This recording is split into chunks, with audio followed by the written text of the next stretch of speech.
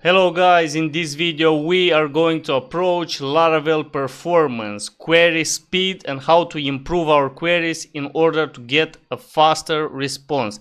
This is very important because this is one of the most given questions at the interviews. You will get asked as a PHP developer, as a full stack developer, or on other tech positions. How would you improve the speed of your applications? And improving the speed of the query is one of the ways you can do that. So let's have a look. Here I have installed fresh Laravel application, and I have also installed Laravel debug bar, as you can see. Okay, how you can do that? You can just go right on Google, install Laravel debug bar.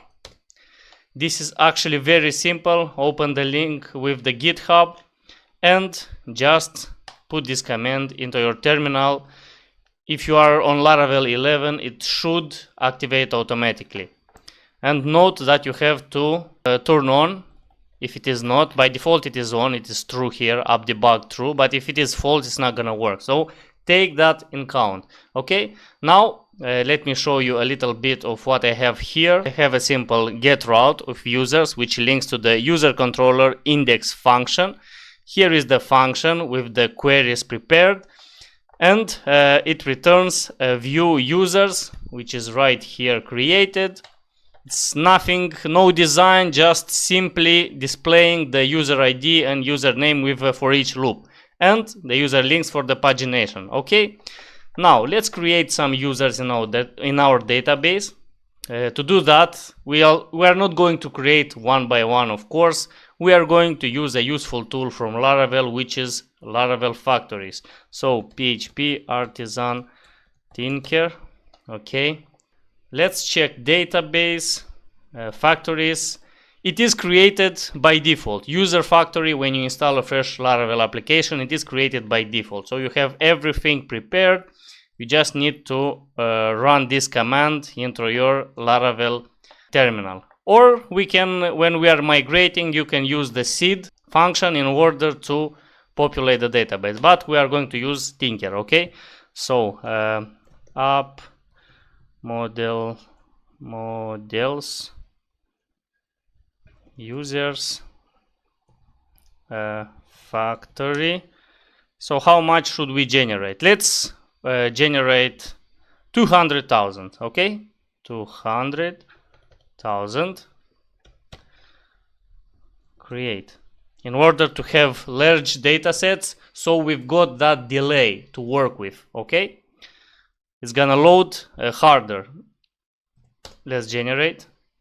App model users not found. Oh, I was writing users, it's user. Sorry guys, the model is on singular. Alright guys, so we've got our 200,000 users generated. Let's move to the queries and test every query in part. So the first query is the simple eloquent query, user all, right? That's the Laravel eloquent. Let's check the speed of loading 200,000 users with Laravel eloquent.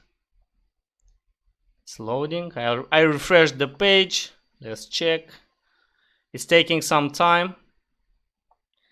I guess around 5 or 6 seconds. Yeah, 5 seconds guys, and 446 megabytes of memory usage.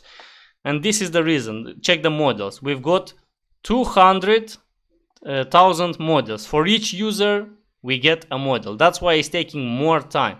Alright, let's avoid this. Let's check the next query. Now we are using DB table, DB facade. Let's reload it, and you will see that we are getting better speed. Already, it's almost done. We must get twice faster. So we've got 185. It's more than twice faster. We've got 5 seconds for the first, and now we've got 185 seconds. All right. And just one model instantiated. Alright, let's check the next one. We're gonna check DB select. So we are selecting row query. And again,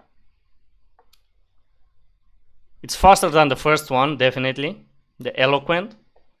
and we've got the same result, 183. That's fine, okay. But what if we want it faster? We can do it this way. For example, you don't need all of the users on the same page. For example, you don't want to see 200,000 users on the same page. So paginating them, it's one of the best methods to decrease the speed and arrange things with a better user experience. For example, you want to navigate through pages in order to see users, okay? For example, I'm using here the paginate method. I'm ordering them by ID and paginating them 20 users per page. This number you can change. You can put 50, 100, as you like, okay? And we need to uncomment the pagination links. Let's refresh and check the performance. Refreshing. Yes, so I've got 182. Again, let me check if I have commented. I haven't commented, that's why.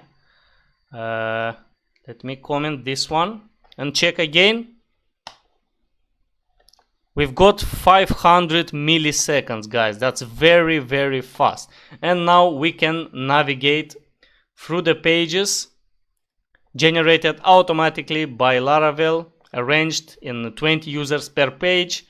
I'm sorry for the UI, we are just checking the functionality in this video, okay?